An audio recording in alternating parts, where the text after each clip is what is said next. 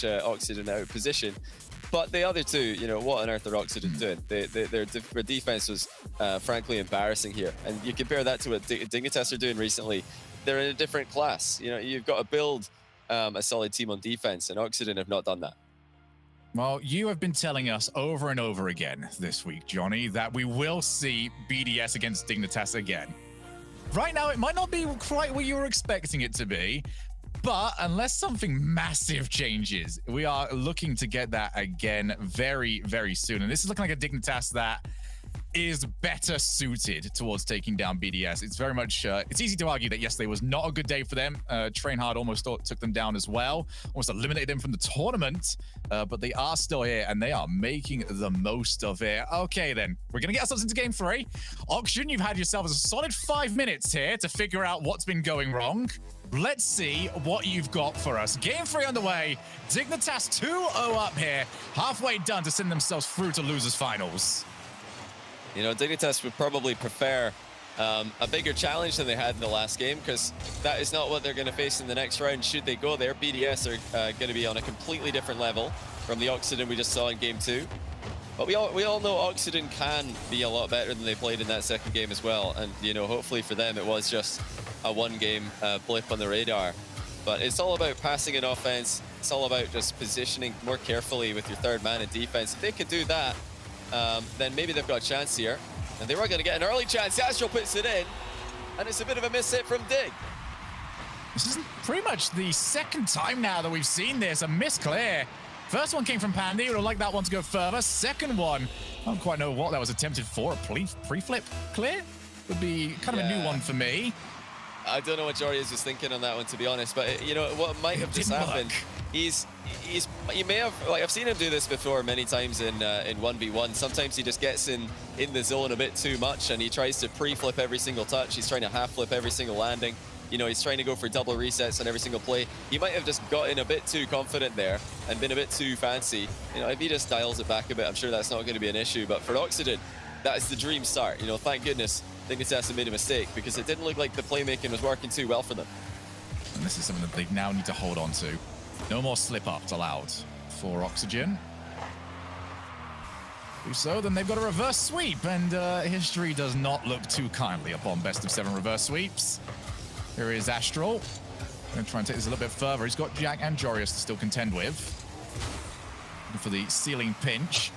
I feel like there's a few players now that have seen ceiling pinches go into the net today and think, I can do that. You know, phenomenal goal. Just as you said there, Shogun, Astral's got Jack and Jorius to go past. It just made me think this has got to be the worst possible team for Aztral to try and, you know, get the ball past multiple players. I mean, he loses to Jack and to Jorius just in 1v1 straight up. So how on earth is he supposed to beat both of them? Like, I'm sure he can find a way. He is that good that, you know, even 2 of the players who can beat him in a head-on scenario. Well, that's awful close from Jorius. Pretty close there. Aztral had a lot of the goal cover, but not that corner. It's not the game from Jorius that game 2 was. Well, it's a very different style that we've seen as well towards trying to shut down Aztral. A lot of the teams that have attempted to try and do it through pace. They don't want to allow Aztral the time on the ball. As for Dignitas, they don't seem to care. It's Aztral on the ball. Okay, we'll allow it to happen. We'll wait for it on the goal line. And we will just go and challenge it towards the very end. Once again, Aztral trying to show what he's capable of. They still haven't got the goal for it, though. Both goals coming from indirect Dignitas mistakes, rather than Oxygen fully creating anything just yet. Here's Violent Panda. Shut down pretty immediately. Oxygen will be very desperate for that second goal up. Here is Aztral again. And again, just waiting for him. It's fine. He's going to put himself out of the play for a little while. We can send all 3 of us up for the next chance. So the ball falling to Violent Panda there for both of the last 2 Dignitas dribbling plays. That's definitely one thing that even I'm sure Panda would tell you. He'd rather see Jack and Jorius take over. But, you know, the way 3v3 plays, you've got to be ready for any position at any time. And Panda has really been stepping up recently to the level of his teammates. Well, who's it going to come from? That's a great try there in the near post. Aztral brings Chaussette into the play. It's off the bar. Now, where on earth is Ferra? He's gone way too far back here if he's ready to follow up. Dignitas haven't been consistent, and again, it's a goal for Aztral. Pretty much out of nowhere. I'm just trying to take a look at this. Apparently, Jack, he goes for the full 360 before attempting to try and block it. That puts him way too far behind. And Oxygen have got their 2-goal cushion. Aztral providing both of them. And Dignitas, as solid as defense can be, it has shown a couple of weaknesses.